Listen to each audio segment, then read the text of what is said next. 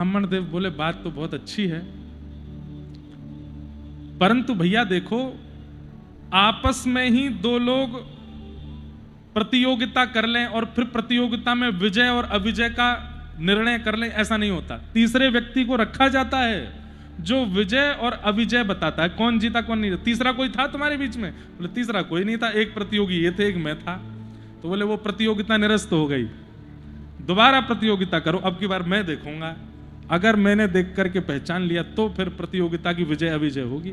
अर्जुन बोले हाँ हाँ हाँ ये बहुत बढ़िया, बड़े भैया हमारे तो प्राण बचेंगे, एक बार और धनुष बनाता हूँ, अब की बार और बढ़िया वाला मंत्र बोलूंगा, भारी वाला बनेगा। हनुमान जी महाराज ब्राह्मण देवता को देख करके मुस्कुरा रहे थे। ब्राह्मण देवता बोले क्यों हंस रहे हो? बोले हम जान रहे हैं आप कौन हो, हम सब समझ रहे हैं आप कौन हो, क्या करने आए हो, लेकिन कोई बात नहीं फिर से बनाओ। अब की बार अर्जुन ने जैसे ही महाराज बाण से पूरा सेतु बनाया, हनुमान जी महाराज समझ तो गए थे कि कुछ तो होगा।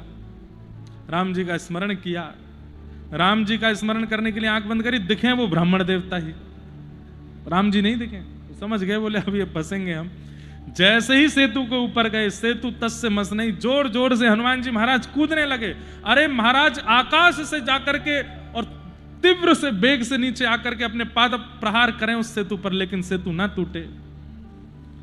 हनुमान जी महाराज अर्जुन की ओर देखे, अर्जुन जोर जोर से उछल रहा था, मैं जीत गया, मैं विजयी हो गया, अब हुई है प्रतियोगिता, देखा आपने? हनुमान जी महाराज बोले ऐसे नहीं, नीचे देखो, इसके नीचे कुछ तो है। नीचे जाकर के देखा तो भगवान कच्छप रूप धारण करके आ गए थे, पूरे सेतु को अपने कंधे पर रख करके खड़े थे। हनुमान जी महाराज चरणों में गिर गए, बोले भगवान ये सब आपकी लीला है। अर्जुन बोले ये सब नहीं, अब आप हार गए हो, अब आप क्या करेंगे ये बताओ? बोले जो तुम कहोगे सो करेंगे। इतने में ही ब्राह्मण देवता का रूप त्याग करके ठाकुर जी प्रकट हो गए और प्रकट होकर के अर्जुन से बोले अर्जुन इनसे कह दो आपने जो हार आपकी हुई है उसके बदले हमें जो आपसे कराना अभी नहीं कराएंगे, समय आने पर कराएंगे, इनको भेज दो। हनुमान जी महाराज प्रणाम करके चले गए। समय आया महाभारत युद्ध का, और जब द्वारिका में दुर्योधन और अर्जुन दोनों गए भगवान से सहायता मांगने के लिए, तो भगवान ने स्पष्ट कह दिया एक तरफ अकेला मैं रहूंगा, एक तरफ मेरी पूरी द्वारिका की सेना रहेगी, और मेरी द्वारिका की सेना सशस्त्र रहेगी, और मैं जिस तरफ रहूंगा वहां अस्त्र नहीं उठाऊंगा। ऐसा निर्णय लिया कि दुर्योधन तुरंत बोला भगवान आपका अर्जुन से बहुत प्रेम है, एक काम कीजिए आप अर्जुन की तरफ चले जाओ, मैं सेना ले जाता हूं। भगवान बोले अर्जुन तुम राजी हो? बोले कि हम तो बस राजी हैं, आप ही रहो, हमारे पास और कुछ नहीं चाहिए। सेना लेकर के दुर्योधन चला गया। अर्जुन जब भगवान के पक्ष में रहा तो भगवान ने बहुत डांटा अर्जुन को, बोले तू एक बार भी ये नहीं बोल सकता था कि सेना मुझे दे दो, वैसे ही तुम्हारे पास सेना कमजोर है, अरे सेना मांग लेता, मैं अकेला चला जाता, इनके पक्ष में अस्त्र शस्त्र उठाना नहीं है, युद्ध मुझे करना नहीं, खड़े रहना है। भगवान मैं आपसे कुछ मांगने नहीं आया था, मैं आपको मांगने भी नहीं आया था, तो बोले मैं खुद को देने आया था।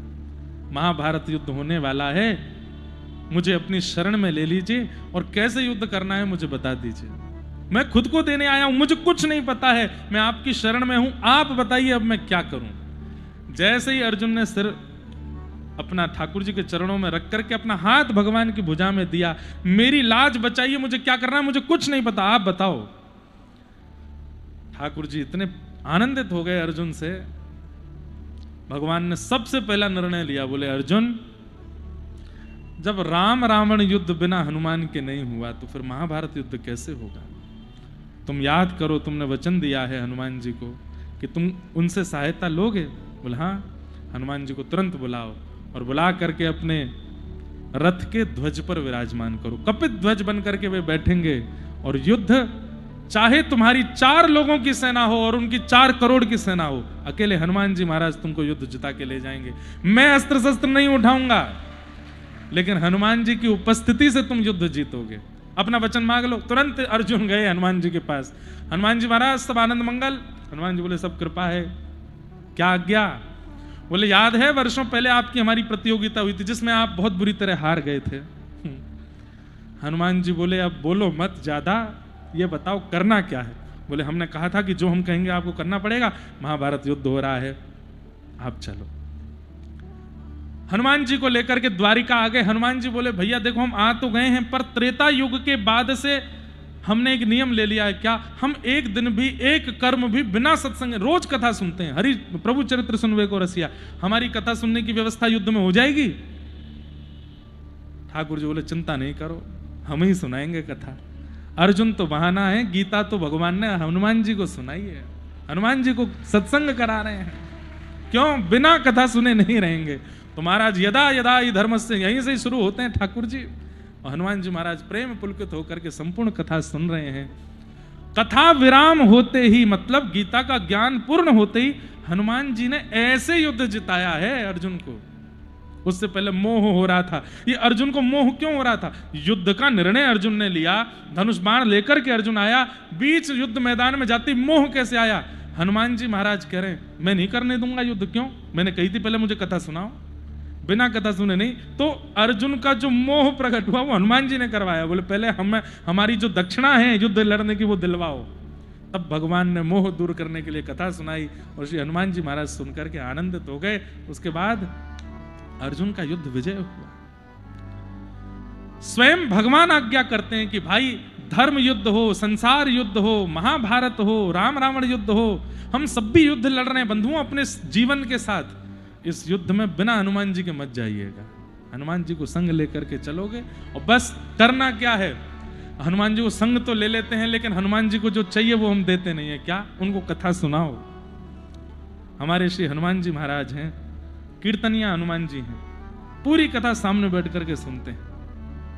बस इन्हीं को कथा सुना रहे हैं। हमारी सबरी रक्षा यही करते हैं।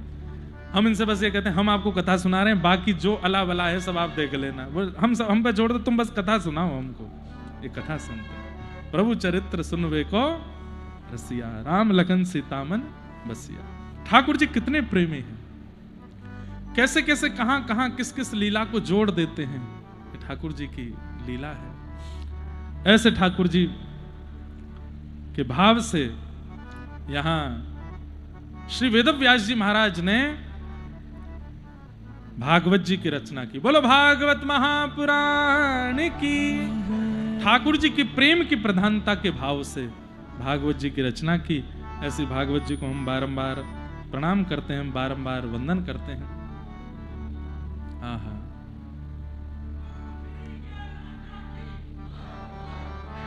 वाह।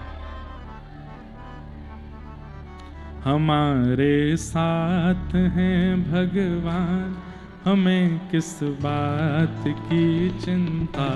हमारे साथ हैं भगवान, हमें किस बात की चिंता। हमारे साथ हैं भगवान, हमें किस बात की चिंता। हमारे साथ हैं भगवान, हमें किस बात की चिंता। किया करते हो क्यों दिन रात तुम बिन बात की चिंता। किया करते हो तुम रात क्यों बिन बात की चिंता। किया करते हो क्यों दिन रात तुम बिन बात की चिंता। क्या करते हो तुम दिन रात क्यों बिन बात की चिंता। तेरे स्वामी को रहती है, तेरे स्वामी को रहती है, तेरे स्वामी को रहती है, तेरे स्वामी को रहती है, तेरे किस बात की चिंता। हमारे साथ है घनश्याम, हमें किस बात की।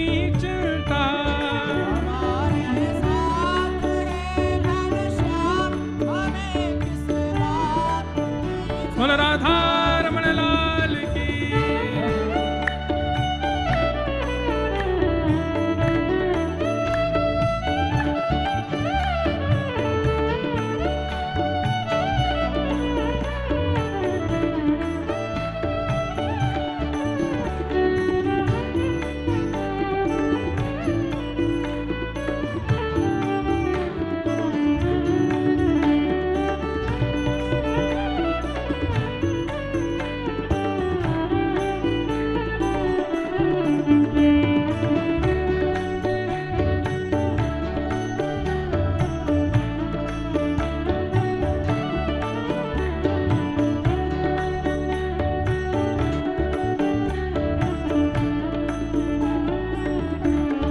न खाने की न पीने की न जीने की न मरने की, न खाने की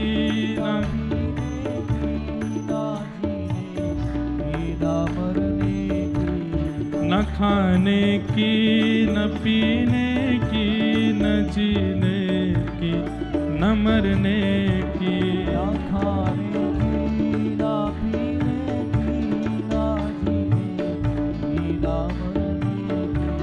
रहे हर श्वास में हरि नाम, रहे हर श्वास में हरि नाम, के प्रिय भाव की चिंता, रहे हर श्वास में भगवान के प्रिय नाम की चिंता, रहे हर श्वास में भगवान के प्रिय नाम की चिंता, रहे हर श्वास में भगवान के प्रिय नाम की चिंता, हमारे साथ श्री रघुनाथ। सभी कुछ कर दिया जब दान, सभी कुछ कर दिया जब दान। क्या दान किया है? सब कुछ। मन हरि का, तन हरि का, धन हरि का, बुद्धि हरि की, नेत्र हरि के, कान हरि के, हाथ हरि के, चरण हरि के, ये जीवन हरि का, सर्वस्व हरि का, हमारा नहीं है। आप जैसे चाहो, जैसे अर्जुन ने सब कुछ कर दिया, बोले नाथ आप देखो मुझे नहीं पता आप क्या करना है, आप जैसा कह दोगे वैसा करूंगा। आप कहोगे सीधे हाथ पे जाओ, जाऊंगा। आप कहोगे कुआं में कूदो, कूद जाऊंगा। अरे महाराज, पीपाजी महाराज दर्शन करने के लिए गए श्री रामानंदाचार्य भगवान का, और जैसे ही गए तो द्वार पर जाकर के सेवकों ने कह दिया महाराज धीराज श्री पीपा महाराज पधारे हैं दर्शन करने के लिए। भीतर जाकर के सेवकों ने कह दिया कि महाराज धीराज पीपा महाराज आए हैं।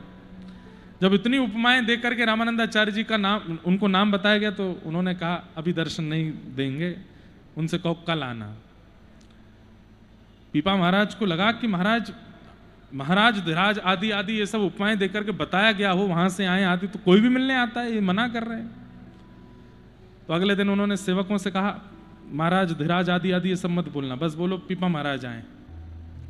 अगले दिन बोले पीपा महाराज आए दर्शन करने के लिए। रामानंदाचार्य जी ने अंदर से फिर कहा, बोले अभी नहीं मिलेंगे, जाओ।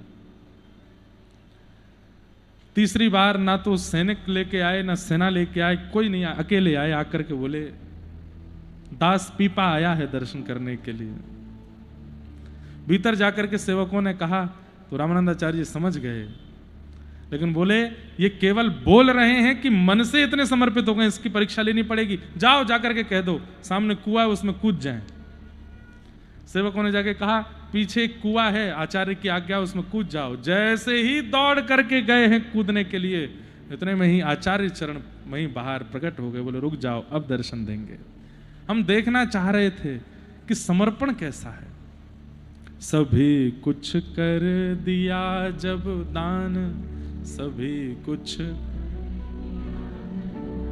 और ये सब समर्पण करना है, ये भगवान ने अर्जुन को सिखाया है।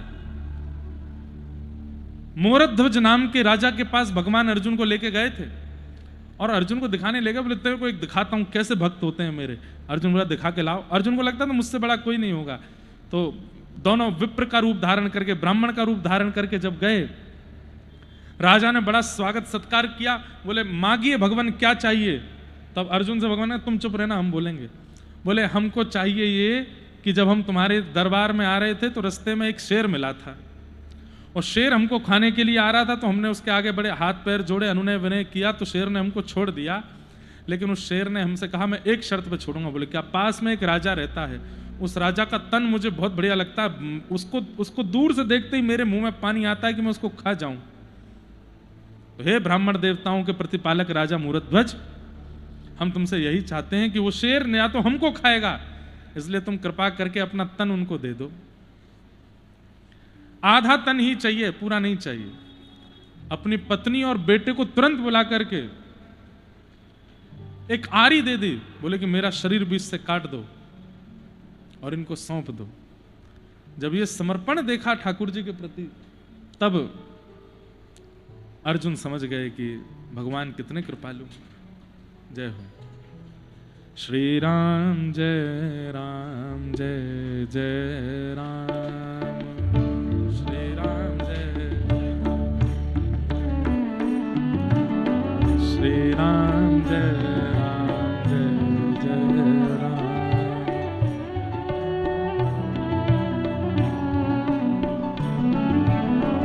श्री राम जय राम जय जय राम। विजय मंत्र है, सब लोग गाइए।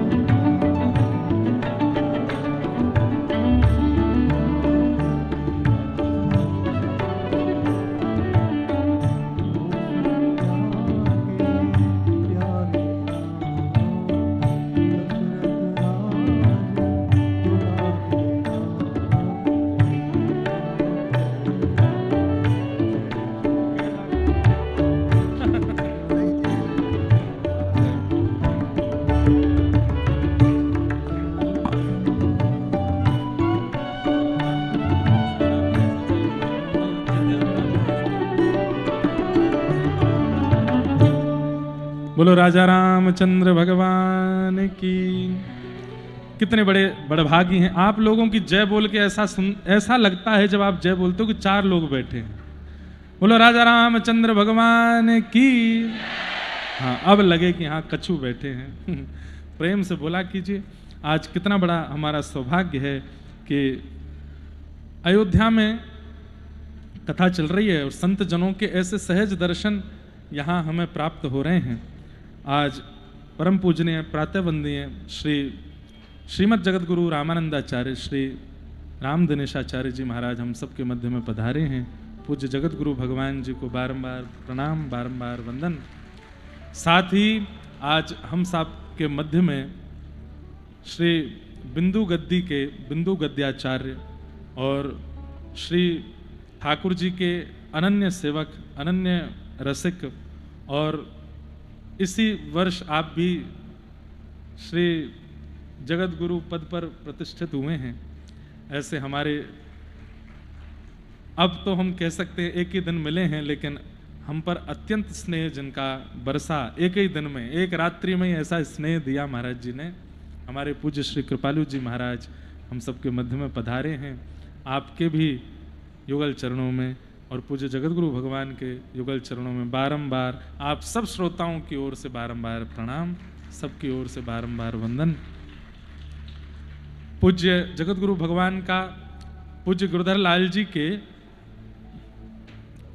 ब्याहुला उत्सव में बरसाना आगमन भी हुआ था और वहां पर भी आचार्य चरण के मंगला शासन से हम आप सब लोग आनंदित हुए थे। और आज अवध में कथा चल रही है भागवत जी की, तो आज पुनः महाराज जी का मंगल में दर्शन हमको सबको मिल रहा है। ये बड़ी कृपा है। कल रात्रि श्री कनक बिहारी जी के दर्शन करने के लिए गए थे। कनक भवन में कनक बिहारिणी बिहारी जी के दर्शन करके और फिर हमारे पूज्य महाराज जी के दर्शन करने के लिए गए। आपके पूज्य बड़े महाराज जी कुछ महीनों पहले जब श्री रेवासा धाम में परम पूजनीय श्री मलुक पीठ वाले महाराज जी के सानिध्य में दास की कथा थी, तो वहाँ बड़े महाराज जी आए थे और उनका उद्बोधन और उनका व्यवहार, स्वभाव और वक्तव्य सब कुछ इतना आनंदित और इतना मनमोहक था। मन में भाव तो था कभी महाराज जी से मिलेंगे, पर आज अयोध्या आए और महाराज जी के स्थान पर भी गए। जय हो। बड़ी कृपा है। पूज्य श्री किलाधीश वाले पूज्य महाराज जी भी पधारे हैं। सब लोग करतल ध्वनि से पूज्य महाराज जी को वंदन कर।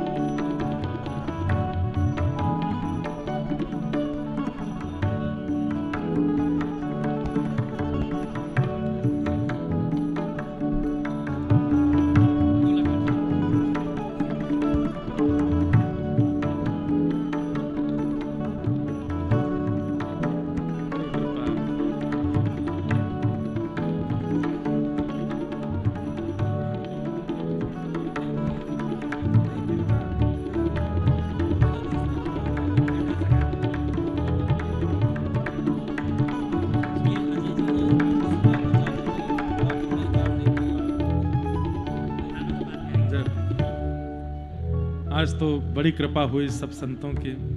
हमारे पूज्य श्री किलाधीश वाले पूज्य महाराज जी पधारे हैं, उनके युगल चरणों में बारंबार प्रणाम। साथ ही महाराज जी हैं जिनको संपूर्ण अयोध्या में प्रेम से सब संतजन बोलते हैं हाईटेक एमबी बाबा। हाईटेक मतलब सब नई नई टेक्नोलॉजी उनको खूब बढ़िया आती हैं, और एमबी का मतलब है मैथिली बिहारी, मिथिला बिहारी हैं। हाईटेक एमबी बाबा आप भी पधारे हैं। आपका प्रथम दर्शन हमको पूज्य श्री राघवाचार्य स्वामी जी के स्थान पर हुआ था, महाराज जी ने कराए थे, और सब संतजन पधारे हैं। सबको हम बारंबार प्रणाम करते हैं, बारंबार आप सब लोगों की ओर से वंदन करते हैं, नमन करते हैं। और बस थोड़ी देर में हम अपना भाव और कह लें, फिर उसके बाद सब संतों के भी थोड़े थोड़े आशीष सुनेंगे। श्री अयोध्या जी में इतने संतजन आ रहे हैं तो इसका मतलब है कि ठाकुर जी अपने प्रतिनिधियों को ही भेज रहे हैं। किसी रूप में श्री लखनलाल जी आए हैं, किसी रूप में श्री भरत जी आए हैं, किसी रूप में श्री राघव जी पधारे हैं, किसी रूप में श्री हनुमंत लाल जी आए हैं। अब वो आपकी दृष्टि का अनुभव होना चाहिए कि कौन किसके प्रतिनिधि हैं, वो आप अपने नेत्रों से अनुभव कर लीजिए कौन किसके प्रतिनिधि के रूप में है। हम वृंदावन से आए तो ब्रज के लाला के प्रतिनिधि तो हम ही हैं। अब बाकी सब प्रतिनिधि स्वरूप यहां विराज रहे हैं। कल इतना आनंद हुआ,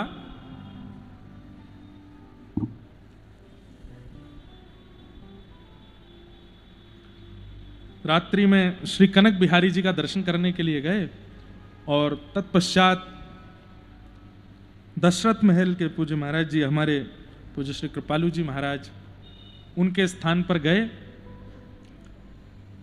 आपकी जो परंपरा है श्री बिंदु गादी, श्री रामानंद संप्रदाय में बिंदु गादी है, जहां पर संत जन जैसे मध्य में श्री धारण की जाती है। श्री मतलब जैसे रामानु संप्रदाय में भी श्री लक्ष्मी है, रामानंद संप्रदाय में श्री श्री सियाजू हैं। श्री जी का ही भाव श्री के रूप में मध्य में धारण करते हैं, और दोनों तरफ ठाकुर जी की पादुका, नीचे आसन। और रामानंद परंपरा में राम लक्ष्मण और मध्य में श्री जी विराजती। तो महाराज जी से हमको पूछे, मलुकपीठ वाले महाराज जी ने भी सुनाई थी कथा, पर हमको विस्मृति हुई तो हमने कल फिर पूछा, महाराज जी अपनी जो गादी है बिंदु गादी, इसका जो इतिहास है वो कथा कैसे है? तो महाराज जी ने बहुत सुंदर प्रसंग सुनाया। आचार्य चरण हुए अयोध्या में, महाराज जी क्या उनको किस राम प्रसाद आचार्य जी, श्री बाबा राम प्रसाद आचार्य जी महाराज सेवा करते थे दशरथ महल में ही, वहीं के ठाकुर जी की। अभी दर्शन हम वहां के ठाकुर जी कल शयन हो गए थे, दर्शन तो नहीं हुए, पर वहां के ठाकुर जी की सेवा करते थे श्री राम प्रसाद आचार्य जी महाराज। तो तिलक स्वरूप धारण कर रहे हैं, तो दोनों तरफ ऊर्ध्वपुंड धारण करते हैं, नीचे सिंहासन और बीच में श्री विराजमान करते हैं। तो स्वयं जल भर के लाते थे सरजू जी का, उससे प्रसाद सिद्ध करते, तो कुछ थोड़ा विलंब लगा, तो आप श्री ने दोनों तरफ तिलक तो धारण किया, नीचे आसन विराजमान किया, पर मध्य में श्री धारण करना भूल गए और पहुंच गए सेवा में। तो श्री राघव जी बोल पड़े, हंसने लगे। तो बगल में खड़ी सिया जी बोली, आप हंस क्यों रहे हो? बोला हम इसलिए हंस रहे हैं, हमको तो याद रखा, लक्ष्मण जी को तो याद रखा, आपको भूल गए हैं। मध्य में देखो आपको धारण नहीं किया है इन्होंने। और दोनों भैया आपस में हाथ मिला में हंसे, थोड़ी सियाजू को ने थोड़ा चिढ़ाने लगे। सामने खड़े श्री राम प्रसाद आचार्य जी बड़े संकोच में आ गए, बोले जय जय सरकार, क्षमा करिए, उन्हें थोड़ी जल्दी में हम भूल गए श्री धारण करना। तो सिया जी इतनी, चाहे हमारी ब्रज की श्री किशोरी जी हों, यहाँ की सिया, दोनों एक ही हैं, श्री जी ही हैं। और श्री जी तो अत्यंत कैसी हैं? सहज सहज स्वभाव पड़ो, नवल किशोरी जू को, मृदुता दयालुता कृपालुता की राशि। हमारे ब्रज में महाराज जी हिद्रुवदास जी कहते हैं किशोरी जी कैसी हैं? सहज स्वभाव पड़ो नवल किशोरी जी को, मृदुता दयालुता कृपालुता की राशि हैं। न कहूं न रिस कहीं भूले हूं न होत सखी, रहत प्रसन्न सदा ये मुख हासी। हमारे व्रज में कहते हैं, ललिता विशाखा कहती हैं, हे राधा रानी, आप इतनी निर्भीकता प्रदान कर देती हैं कि कोई व्यक्ति जब चलता है तो छोटे छोटे कीट पतंग चींटे आदि भी दौड़ते हैं डर के मारे, पर जो हमारी श्री जी चलती है ना, कोई चींटा नहीं भागता, कोई कीट पतंग नहीं भागता, सब तैयार रहते हैं। क्यों? बोले इतनी कोमल है, हमें पता है कि हम पे चरण धर भी देंगे तो भी हम नहीं मरेंगे। ऐसी हमारी श्री जी है, ऐसी हमारी श्री किशोरी जी, वैसी ही हमारी किशोरी जी श्री जानकी जी हैं। बड़ी कृपा है उनकी। तो श्री ठाकुर जी हंसने लगे, बोले देखो हमको याद रखा, लखन जी को याद रखा, दोनों तरफ तो धारण किया लेकिन मध्य में श्री धारण नहीं की। किशोरी जी भूली, ये हमको भूल गए होंगे पर हम तो इनको नहीं भूली ना। इधर आइए आचार्य चरण। और श्री राम प्रसाद बाबा जी को अपने समीप बुला करके किशोरी जी ने अपनी बिंदी उतार करके उनके माथे पर लगा दी, मध्य में श्री। और तब से कहा, अब से आपकी परंपरा यही है, बिंदु गद्दी है, अब आप बिंदी ही लगाओगे। तो ऐसी परंपरा आचार्यों की यहाँ विराजमान, उसी को बिंदी गादी कहते हैं हमारे रामानंद परंपरा में। तो श्री बिंदु गद्याचार्य पूज्य बड़े महाराज जी भी एक दिन कृपा अगर होगी तो पधारेंगे कथा में। आज वहीं के छोटे महाराज जी पधारे हैं, उनको बारंबार वंदन करते हैं। इतना प्रेम, इतना स्नेह दिए। कल प्रेम की ऐसी सुंदर व्याख्या कर रहे थे महाराज जी, बोले देखो दुनिया के लोग प्रेम में गुलाब देते हैं, पर गुलाब का स्वरूप क्या है? बिखर जाता है, नेक में ही पत्ते टूट जाते हैं। बोले हम संत जन बढ़िया हैं। बोले क्यों? बोले हम प्रेम में गेंदा का फूल देते हैं, वो टूटता ही नहीं है खुलता ही नहीं, सदैव है, सूखने के बाद भी संग ही रहता है। गुलाब तो सूखने के बाद बिखर जाता है। आज के संसार के लोग गुलाब देते हैं क्योंकि उनका प्रेम भी ऐसा ही है, बिखरने वाला। हम संत जन गेंदा की माला पहनाते हैं, कभी नहीं बिखरता। आप तो और अच्छा उसका व्याख्यान कर रहे थे, बहुत सुख मिला। हमारे जगत गुरु भगवान विराजे हैं, आपका वैदुष्य, आपकी वाणी सब बरसाने में ब्रजवासी जन तो उससे आनंदित हुए ही, और आज पुनः आपका आगमन और आपकी वाणी का रस हम लोग लेंगे। साथ ही आज लक्ष्मण किला के पूज्य परम पूजनीय श्री मैथिली रमन शरण जी महाराज भी पधारे हैं। माननीय श्री अनिल कुमार शरण जी सदगुरु कुटी से पधारे हैं, उनको भी बारंबार प्रणाम। और जिनका हमने नाम बताए, हाईटेक बाबा श्री मिथिला बिहारी दास जी महाराज भी पधारे हैं। माननीय श्री अमित कुमार दास जी वेदांती कुटिया से पधारे हैं। श्री राम गोविंद दास जी महाराज भी पधारे हैं। आप सब श्रोताओं की ओर से सब संत जनों के युगल चरणों में बारंबार प्रणाम। और बस यही प्रार्थना कि श्री राघव जी कृपा करें, इन सब संतों के रूप में हमें ऐसा आशीष मिले कि ब्रजवासीन को प्रेम श्री राघव जी से बना रहे। और आपको तो कृपा करके राघव जी ने मंदिर दे दिया, अब जल्दी ब्रजवासियों पर भी कृपा करें। यहाँ राम आ गए, वहाँ पर भी श्याम जी पधारें। ऐसे सब संत जन कृपा करके श्री वृंदावन के प्रति अब अपनी दृष्टि डालें और वहाँ पर भी श्री ठाकुर जी की जन्मस्थली का पुनः जो स्थान है वो प्राप्त हो और वहाँ निर्माण हो, ऐसी भावना। तो हम निवेदन कर रहे थे, लोकस्य जानतो विद्वांस चक्रे भागवत संहिताम। श्रीमद् भागवत जी की रचना की। हम कोई प्रसंग सुना रहे थे क्या? भूल गए कहां थे, क्या सुना रहे थे? कोई याद दिलाओ। है नहीं, वो तो हम सुना दिए। और कोई जब संत जन आए उस समय कुछ सुना तो रहे थे, अब याद नहीं आ रहा क्या सुना रहे थे। हैं? क्या सुना रहे थे?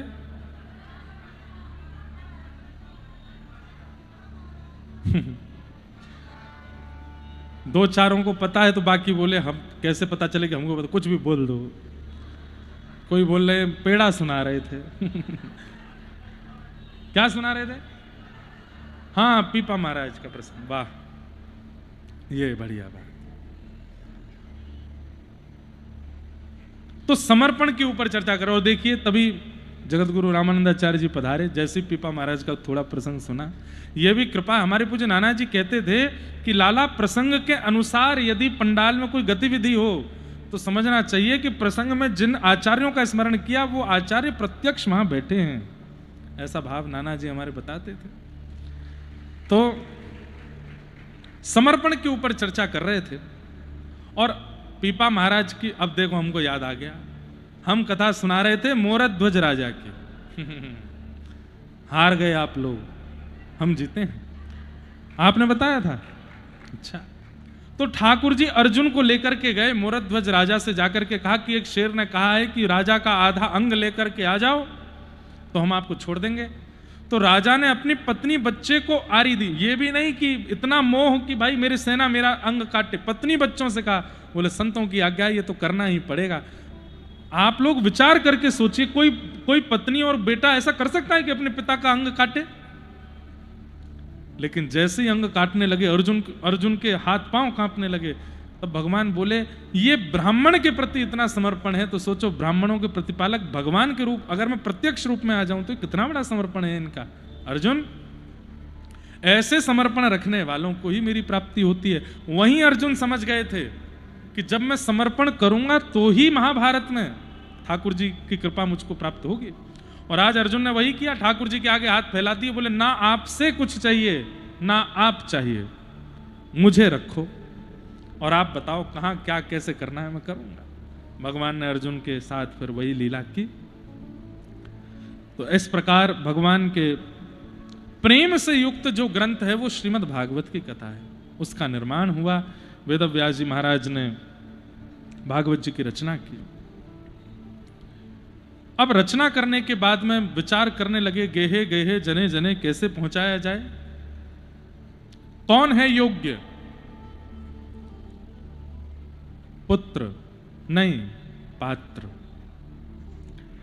हर पिता का ऐसा स्वभाव होता है कि वो अपनी संपत्ति पुत्र को देता है, परंतु हमारी प्रार्थना है कि जब तक पुत्र पात्र ना बने तब तक मत दो, उसको पात्र बनाइए। उसके बाद आप अपनी संपत्ति का बीज बिरोएंगे तो वह बीज वृक्ष बनेगा, पुष्पित होगा, फलित होगा। और वृक्ष जब पुष्पित फलित होता है तो सबको सुख देता है, उसके नीचे छाया भी मिलती है, भूख की निवृत्ति भी होती है, पुष्प से सुगंधि भी प्राप्त होती है। मतलब अपनी संतान को ऐसा बनाइए कि वो पुष्पित फलित और घनित वृक्ष की तरह हो, ताकि उससे सबका मंगल हो। केवल वो अपना, अपनी पत्नी का, आपके परिवार का मंगल करे, ऐसे पुत्र का निर्माण मत कीजिए, पात्र का निर्माण कीजिए। पूत कपूत तो क्यों धन संचय, पूत सपूत तो क्यों धन संचय, ऐसा कहते हैं, परंतु फिर भी पुत्र को पात्र बनाइए। हमें नहीं लगता कि हम पात्र बने अपने पूज्य गुरुदेव पिताजी महाराज के, पर हमें इतना जरूर याद है कि कथा व्यास मंच पर बैठने से पहले कितने वर्षों तक पिताजी ने हमारी परीक्षाएं ली।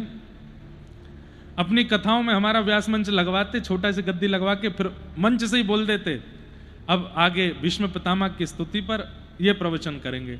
अब हमें भीष्म पितामह की स्तुति पढ़े हो गए महीनों, अचानक से पिताजी ने आज्ञा कर दी तो सुनाना है, तो इतनी तैयारी करके रखते कि कब कहां से क्या बोल देंगे कुछ पता थोड़ी है। कभी कहते कि वृत्रासुर की स्तुति पर प्रवचन करेंगे, कभी कहते गोपी गीत सुनाएंगे, कभी कहते प्रणय गीत पर थोड़ा कुछ कहेंगे। ऐसे पिताजी परीक्षण करते थे और हम पूर्ण प्रयास करते कि ये प्रसन्न हो जाए, फिर भी वो प्रसन्न नहीं होते थे। उसके बाद भी खूब परीक्षाएं ली, हमको रोड क्रॉस करना भी नहीं आता था बिना किसी की उंगली पकड़े, 9वीं कक्षा तक। उस स्थिति में पिताजी अकेले दिल्ली छोड़े आए, बोले यहां रहो और अपने कुछ वो क्लासेस थी, बोले इनको करो। अब वहां हमको ऑटो वाले से बात करना नहीं आया, वो कहता कि वहां तक का 10 रुपया लगेगा, हम कहते हम पे तो 100 ही रुपए हैं। तो ऑटो वाला कहता बोले बदले में मैं 80 दे दूंगा। मैंने नहीं, आप 100 रख लेना पर हमको छोड़े आओ। ऐसे थे हम। ऐसी स्थिति में पिताजी छोड़ के आए, बहुत परीक्षा की। हमें नहीं लगता कि हम पात्र बने, पर उन्होंने पूर्ण प्रयास किया कि पुत्र पात्र बने तभी व्यासपीठ दूंगा, तब तक नहीं दूंगा। फिर व्यासपीठ पर जब बैठ भी गए, कृपा करके उन्होंने बैठा दिया। उसके बाद कितने वर्षों तक कथाएं नहीं हुई। तो हम पिताजी से कहते, पिताजी आपकी इतनी कथा होती है, एक आध हमको कर दे दिया करो। बोले खबरदार, हम किसी को बोलेंगे भी नहीं कि तुम्हारी कथा कराओ, कोई स्वयं आकर के कहे तो करना, नहीं तो नहीं। हमको कभी कभी लगता था कि क्यों नहीं कहते किसी को कि भाई इनकी करा लो, ना, कभी नहीं कहते।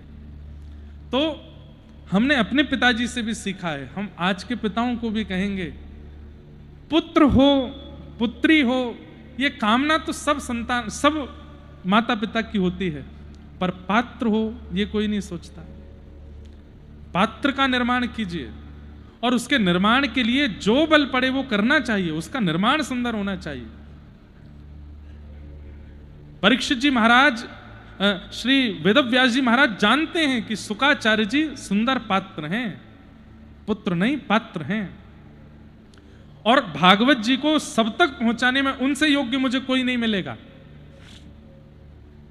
तब वेदव्यास जी महाराज ने अपने शिष्यों को एक श्लोक याद करा दिया कि बरहा पीड़म नटवर वपु कर्णयो कर्णकारम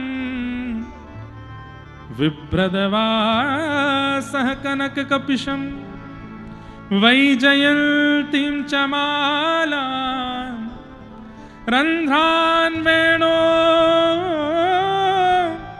अधर सुधया पूरय गोपवृन्दै वृन्दारण्यं स्वपदरमणं प्राविशद्गीत कीर्ति। वेणु गीत से ठीक पहले का एक श्लोक है, इतना सुंदर श्लोक है, यदि आप नेत्र बंद करके इसकी व्याख्या सुनेंगे तो आपको कृष्ण का दर्शन हो जाएगा। नेत्र बंद करो और बस शब्दों पर ध्यान दीजिएगा। वरहा पीड़म नटवर वपु, कैसे हैं श्याम सुंदर? बोले जिन्होंने सीधा नहीं टेढ़ा मुकुट पहना हुआ है, सीधे हाथ की तरफ झुका हुआ मुकुट धारण किया है। अब इसमें एक बहुत समझने वाली बात है, अगर मुकुट सीधे हाथ की तरफ झुका हुआ है तो इसका मतलब ठाकुर जी सखाओं के साथ घूम रहे हैं, और यदि मुकुट अपने बाम अंग की ओर झुका हुआ है इसका मतलब किशोरी जी के साथ घूम रहे हैं। वरहा पीड़म, मोर मुकुट, आपीड़ यानी कि मुकुट अपने सिर पर धारण किया है। नटवर वपुः, नटवर किसका, नटवर का मतलब क्या है? नट उसे कहते हैं जो मंच पर आकर के कोई किसी प्रकार के मनोरंजन की क्रिया करे, उसको नट कहते हैं। जिसके प्रति सहज आकर्षण बने उसको नट कहते हैं। पर ठाकुर जी कैसे हैं? बोले नटवर, उन आकर्षण करने वालों में भी सर्वश्रेष्ठ। क्या है उनका? बोले वपुः, उनका शरीर कैसा है? बोले इतना आकर्षण कर रहा है कि श्रीमद् वल्लभाचार्य जी को लिखना पड़ा, चलितम मधुरम हसितम मधुरम बलितम मधुरम मधुराधिपते अखिलम मधुरम। अरे श्री कृष्ण का ऐसा कौन सा रोहा है जो आकर्षित ना करता? उनके नेत्र आकर्षित करते हैं, कान आकर्षित करते हैं, होठ आकर्षित करते हैं, भुजा आकर्षित। अरे महाप्रभु वल्लभाचार्य जी कहते हैं वमितम मधुरम। वमितम मतलब, अरे कोई व्यक्ति अपने मुख में सामग्री लेकर के अगर उगल दे तो वो अच्छी लग सकती है, लेकिन श्याम सुंदर के मुख से निकला हुआ कभी कोई सामग्री पा करके संतरा खा के आधा चूस के बाहर निकालते हैं तो संतरा इतना सुंदर लगने लगता है, वो भी मधुर लगने लगता है। मधुराधिपते अखिलम मधुरम। कितना भी सुंदर व्यक्ति क्यों ना हो, उसकी कोई आकृति तो ऐसी होती है, उसकी कोई क्रिया तो ऐसी होती है जो अशोभनीय होती है।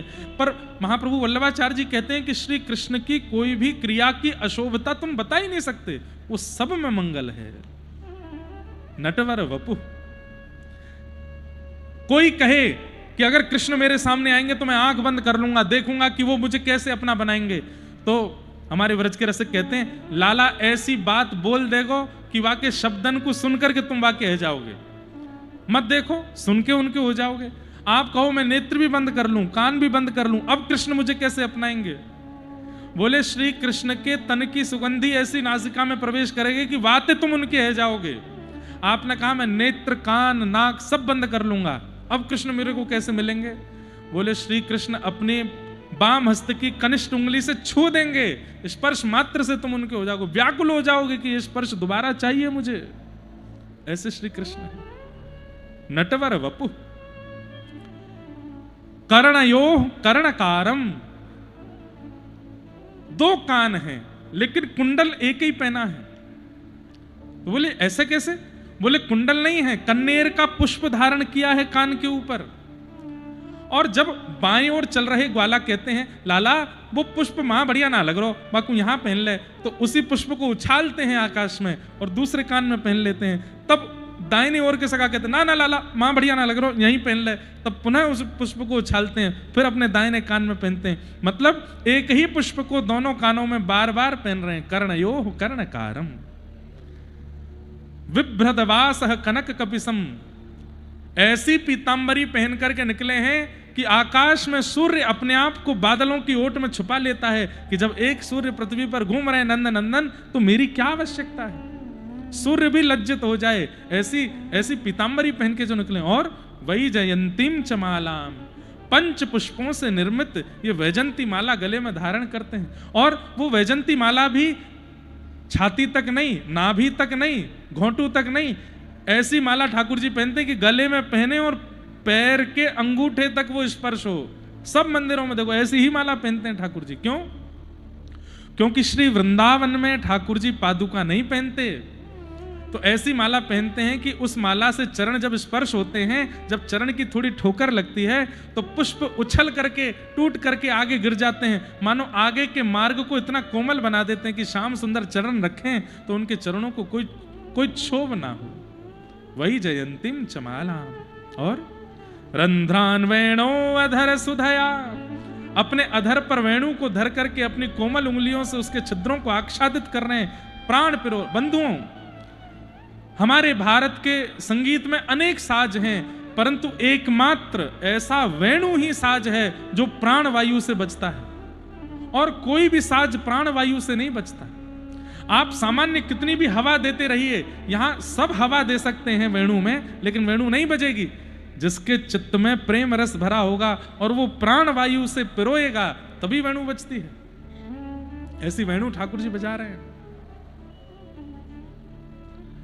रंध्रान वेणो अधर सुधया पूरयन गोप वृंदई, दूर खड़ी गोपियां जब देख रही हैं तब वेणु को कोस रही हैं, हरी बैरणी जिस अधरामृत का रस हमको मिलना चाहिए वो इसको मिल रहा है। तब दूसरी गोपी कहती है, अरे वाह, वेणु ने कितनी तपस्या करी है, बांस बन के खड़ी रही, धूप ताप सब सहती रही, अपने आप को छिलवाया, सरिया से अपने अंदर छिद्र करवाए, तब जाकर के इतनी योग्य बनी कि श्याम सुंदर के अधर पर बैठी। हमने इतना सहा जो हम उस अधरामृत का पान करें। वृंदारण्यम स्वपदरमणम प्राविशद गीत कीर्ति, ललित गति विलास वल गुहास, अपने कोमल चरणों से ठाकुर जी एक चरण इधर रखते हैं, एक चरण उधर रखते हैं, मटकते हुए श्याम सुंदर वृंदावन में अपने बिना पादुका वाले चरणों से प्रवेश कर रहे हैं। संपूर्ण वृंदावन की रज झंकृत हो रही है, आनंदित हो रही है। श्याम सुंदर ने कितकू आ जाओ, हम पे नेक अपने चरण पधरा जाओ। आहा, कितनी सुंदर छवि है। कहते हैं हमारे श्री कृष्ण टेढ़े मेढ़े क्यों चलते हैं, तब इसके पीछे भाव बताते हैं। आगे गैया चल रही है और गायों के खुरों से पृथ्वी में जो छोटे छोटे गड्ढे होते हैं, तो ठाकुर जी कहते हैं ये भूदेवी मेरी पत्नी है, ये पृथ्वी मेरी पत्नी है। और वहां में या गैयान के खुरन से ये गड्ढा है गए, कहीं यहाँ कुछ क्षोभ नहीं है रहे हो, तो ठाकुर जी भूदेवी से कहते हैं तुम्हारे ऊपर जो क्षोभ होता है उसकी औषधि क्या है। तो भूदेवी कहती हैं आपके चरणारविंद, जहां जहां आपको लगता हो कि मुझे क्षोभ हुआ, अपने चरण से स्पर्श कर दिया करो, मैं प्रसन्न रह जाऊंगी। तो गैया जहां जहां अपने खुर रखती है, ठाकुर जी पृथ्वी देखते हुए चलते हैं, और जहां जहां ठाकुर जी को लगता है कि यहां ज्यादा क्षोभ हुआ वहीं चरण रखते हैं। तो एक चरण यहां, एक चरण वहां, एक चरण इधर, एक चरण इधर। इसलिए ठाकुर जी की गति कैसी लगती है, जैसे मानो ललित गति के साथ चल रहे हों। अपने कटाक्ष नेत्रों से कभी इधर देखते हैं, कभी इधर देखते हैं, सबके चित्त को मोहते हुए चल रहे हैं। अब यही श्लोक वेद व्यास जी ने अपने शिष्यों को रटा दिया और कहा जाओ हिमालय पर जब आप पत्र पुष्प आदि पूजा सामग्री लेने जाते हो तब इस श्लोक का गायन किया करो, क्योंकि जानते हैं कि वहां पुत्र सुखदेव बैठा है। जैसे ही वे बालक हिमालय की कंदराओं में जाते हैं पत्र पुष्प तुलसी आदि का चयन करने, गाते हैं वरहा पीडम नटवर वपुः कर्णयो कर्णकारम विभ्रतवासः कनक कपिसम वैजयंतीम चमालाम। और वहीं श्री सुखदेव जी महाराज जो निर्गुण ब्रह्म की उपासना कर रहे थे, तभी कानों में ये श्लोक गया, और ये श्लोक जाते ही मन में छवि बनी। कैसी छवि? बड़े बड़े नेत्र हैं, सांवला सलोना स्वरूप है, वेणु बजा रहे हैं, ललित गति से चल रहे हैं। सुखदेव जी का मन आनंदित हो उठा, नेत्र खुल गए। वर्षों से तप में बैठा हूं, कोई मुझे मेरे इस भाव को भंग नहीं कर पाया। ये कौन बालक था जो अभी अभी मेरे चित्त में आया? दौड़ करके उन छोटे छोटे बालकों के पास गए। ये कौन सा श्लोक है? ये कहां से लेके आए हो तुम लोग? अरे हमें तो एक ही श्लोक याद है, हमारे गुरुदेव ने तो ऐसे श्लोकों की 18,000 श्लोकों की श्रृंखला संहिता तैयार की है। आपको सुनना हो तो चलो। सुखदेव जी चलने लगे, लेकिन अचानक फिर बैठ गए और मन में सोचने लगे, इतना चंचल बालक, मैं कहां ग्रह त्यागी विरक्त, ये कहेगा मुझे माखन खिलाओ, मुझे ऐसे सजाओ, मुझे ये पिलाओ, मैं कैसे लाके दूंगा उसको? मैं नहीं जाऊंगा, तुम जाओ। बालक लौट करके वापस आए तो वेदव्यास जी ने पूछा, क्यों ऊपर हिमालय की कंदराओं में जब गए कोई मिला था क्या? तब एक बालक, हाँ एक छोटे से बटुक ब्रह्मचारी मिले तो थे। सुख जैसी उनकी नासिका थी, जैसे मानो तोते की नाक हो, वर्ण भी वैसा ही था, बोलते भी बड़े मधुर थे। वे आ रहे थे हमारे साथ, पर अचानक से रुक गए। व्यास जी समझ गए, बोले ये सोच रहे हैं कि मैं विरक्त हूं, मैं सन्यासी हूं, मैं ग्रह त्यागी हूं, मैं कृष्ण की उपासना कैसे कर सकता हूं? कृष्ण की उपासना तो वे करेंगे जो मालदार वाले हों। लेकिन भैया उनको समझाना पड़ेगा, कृष्ण तो सबके हैं। तब दूसरा श्लोक याद कराया बालकों को, बोले अब कल से जब जाओ तो ये श्लोक गाना। कौन सा? अहो बकीयम स्तन कालकूटम जिघांक्षया पायदप्य साध्वी लेभे गतिम धातृचितां ततोन्यम कंबा दयालुम शरणं व्रजेम। अहो बकी यानी कि बकासुर की बहन पूतना अपने पयोधर पर विष लगा करके गई थी मारने के लिए। अरे कोई मारने के लिए आता है तो हम बदले में उससे लड़ाई करते हैं, उसको सुनाते हैं, पर कोई मारने के लिए आया और हमने अपनी मैया की गद्दी पर उसको बैठा दी, जहां हमारी मां बैठती वहां उसको बैठा के उसको पूज रहे हैं। ऐसा कोई कर सकता है क्या? कोई नहीं कर सकता। लेकिन कंबा दयालुम शरणम ब्रजेम, श्री कृष्ण ने ऐसा किया। मारने के लिए आई पूतना और उस पूतना को वह गति प्रदान करी वैकुंठ में जो गति मैया यशोदा को प्राप्त होनी चाहिए। जब यह श्लोक सुखदेव जी के कान में पड़ा और बोले, अरे इतने दयालु हैं, अरे जो राक्षसी को मारने वाली को ऐसी सदगति दे सकते हैं, तो मेरी विरक्ति, मेरा सन्यास, मेरा ग्रह त्याग वो क्यों देखेंगे, मुझे भी स्वीकार करेंगे। और बस इस श्लोक को सुन के दौड़े दौड़े चले आए और आकर के जब देखा कि इन बालकों के गुरु कोई और नहीं, मेरे ही पिता श्री वेदव्यास हैं, चरणों में गिर गए। बोले, पिताजी ये कौन है बालक? इतना सुंदर रूप, इतना सुंदर स्वरूप, इतने सुंदर वर्ण, ऐसे केश, ऐसी मुस्कान, मुझे इनके बारे में जानना है, कृपा कर बताइए। तो वेदव्यास जी महाराज ने श्री सुखदेव जी को भागवत जी का अध्ययन कराया और श्री शुकाचार्य जी महाराज ने वही भागवत की कथा गंगा किनारे बैठे हुए प्यासे को पिलाई। अब एक बड़ी बात है, गंगा किनारा प्यासा कैसे रह सकता है? वो पानी का प्यासा नहीं है, वो जलाशय का प्यासा नहीं है, वो ज्ञान का प्यासा है, भक्ति का प्यासा है, भाव और प्रेम का प्यासा है। सुखदेव जी ने उस प्यासे को पानी पिलाया, भागवत जी का रस पिलाया। और वो प्यासा कौन? परीक्षित, जिन्हें 7 दिन में मरने का श्राप लगा। अब वे परीक्षित कौन हैं, यहां पर प्रश्न किया गया। लेकिन श्री सुखदेव जी महाराज बोले, परीक्षित कौन है ये तो हम कल बताएंगे, आज तो शुकाचार्य जी के आगमन तक का ही भाव रखते हैं। सब संत जन पधारे हैं हमारे बीच में, सबके भाव, सबकी कृपा प्रसाद हम सब लोग श्रवण करेंगे। उससे पहले 2 क्षण के लिए ठाकुर जी को याद करते हुए बस प्रणाम कर लो ठाकुर जी को। उसके बाद फिर सब संतों का आशीष सुनेंगे। और आशीष सुने बिना कोई नहीं जाएगा। जो गयो वाकू अपने बगल वाले की सौगंध है, कोई नहीं जाएगा। हम बैठे हैं तब तक, संत बैठे हैं तब तक कोई नहीं उठेगा, सब बैठे रहो।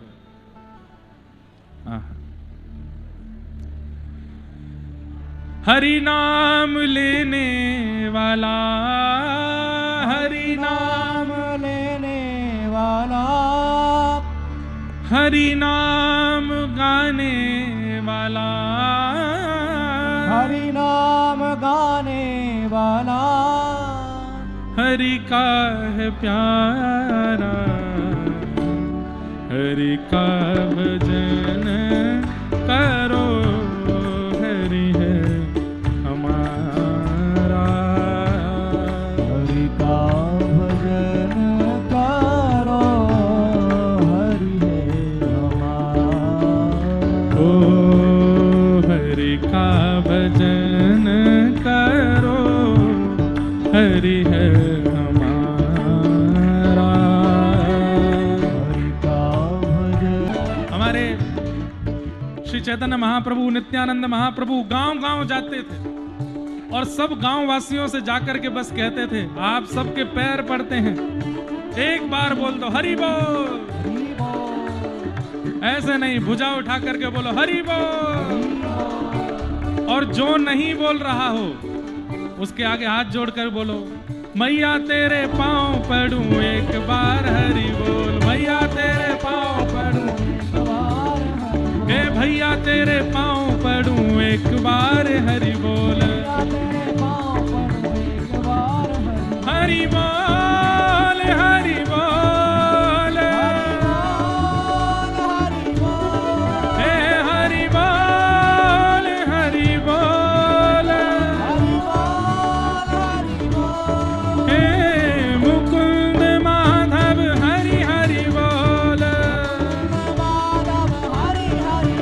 प्यारे केशव माधव हरि हरि बोल, मैं नाम गुण गाऊंगा एक बार हरि बोल, मैं द्वारे द्वारे जाऊंगा एक बार हरि बोल, दोनों भुजा उठाऊंगा हरि हरि हरि बोल, हे मैया तेरे पाँव पड़ूं एक बार हरि बोल, हे हरि बोल, हरि बोल, हे हरि बोल, हरि बोल, हे मुकुंद माधव हरि हरि बोल, मुकुंद माधव हरि हरि बोल, हे मुकुंद माधव हरि हरि बोल, हाँ मुकुंद माधव हरि हरि बोल, हे मुकुंद माधव हरि हरि बोल। आगे वाले जो हैं एक बार पीछे देखो, पीछे देखो, ऐसे नाचते हैं भावी जन, ऐसे बोलते हैं हरि बोल। पीछे वाले बोल के दिखाओ भुजा उठा के, हरि बोल, हे हरि बोल, हरि बोल,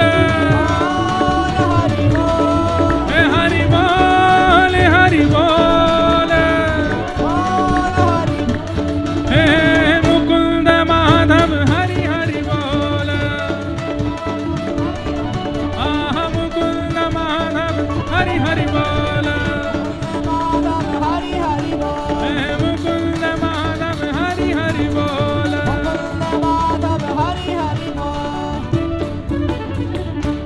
मैया तेरे पाँव पड़ूं एक बार हरि बोल, मैया तेरे पाँव पड़ूं एक बार हरि बोल, प्यारे भैया तेरे पाँव पड़ूं एक बार हरि बोल, और एक बार हरि बोल, बार बार हरि बोल, एक बार हरि बोल, बार बार हरि। कभी चैतन्य चरित्र सुनिएगा, इतना सुंदर प्रसंग है श्री नित्यानंद महाप्रभु का। कैसे हरि बोल बुलवाते हैं। गांव के लोग कहते हैं हम हरि बोल करेंगे तो घर में रोटी कौन बनाएगा। नित्यानंद महाप्रभु कहते हैं हम बनाएंगे रोटी, हम काटेंगे सब्जी। बोले तुम क्या करो, बाहर जाओ, भुजा उठा के हरि बोल बोलो। हे हरि बोल, हरि बोल, हरि बोल, हरि बोल, हे हरि बोल, हरि बोल, हरि बोल, हरि बोल, हे राघव माधव हरि हरि बोल, माधव हरि हरि बोल, हे केशव माधव हरि हरि बोल। केशव माधव हरि हरि बोल, मैं नाम गुण गाऊंगो हरि हरि हरि बोल। नाम गुण गाऊंगो हरि हरि हरि बोल, हे प्रेम दाता निताई बोले हरि हरि हरि बोल। हरि हरि हरि बोल, हरि हरि हरि बोल, हे हरि हरि हरि बोल, हरि हरि हरि बोल। हनुमान गढ़ी हनुमान जी बोले हरि हरि हरि बोल। भरत और लखन जी बोले हरि हरि हरि बोल। शत्रुघ्न जी प्रेम से बोले हरि हरि हरि बोल। अयोध्या का कण कण बोले हरि हरि हरि बोल। सरजू जी की लहरें बोले हरि हरि हरि बोल। हम सब भी यहाँ प्रेम से बोले हरि हरि हरि बोल। सूरज भी बोले चंदा बोले हरि हरि हरि बोल। हे हरि बोल, हरि बोल, हरि हरि हरि बोल। हे हरि बोल, हरि बोल, हरि हरि हरि बोल।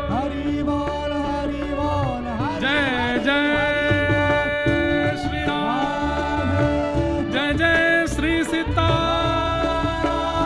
नमः पार्वती पतये, हर हर महादेव। बोलो अवध बिहारी लाल की, वृंदावन बिहारी लाल की।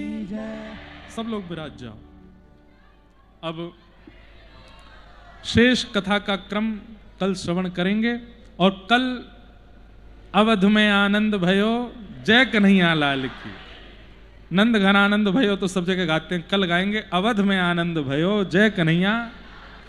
कल महाराज अयोध्या में ब्रजमंडल आवेगो, गोकुल आवेगो, यमुना जी आवेंगी, गिरिराज जी आवेंगे, नंद बाबा यशोदा मैया आवेंगी, गैया आवेंगी, किशोरी जी आवेंगी और सबके संग हम कल ठाकुर जी का जन्मोत्सव मनाएंगे, खूब आनंद करेंगे। अब सब लोग बगल वाले की सौगंध को मानते हुए बैठ जाइए। और आचार्य चरणों का आगमन कथा में हुआ है। थोड़े थोड़े सबके आशीष भाव, श्री अयोध्या जी का आशीष हम लोग सब ग्रहण करें। प्रेम और भाव से सब लोग विराजें। जय श्री कृष्ण, जय सिया राम, जय श्रीमन नारायण। जय श्रीमन नारायण। जय पूज्य आज तृतीय दिवस के पावन कार्यक्रम में आप सभी भक्तों को कृतार्थ करने के लिए पूज्य संतों का आगमन हुआ है। पूज्य जगतगुरु द्वाराचार्य पूज्य कृपालु रामभूषण जी महाराज के सिर चरणों में साष्टांग दंडवत प्रणाम करते हैं और निवेदन करते हैं महाराज जी अपने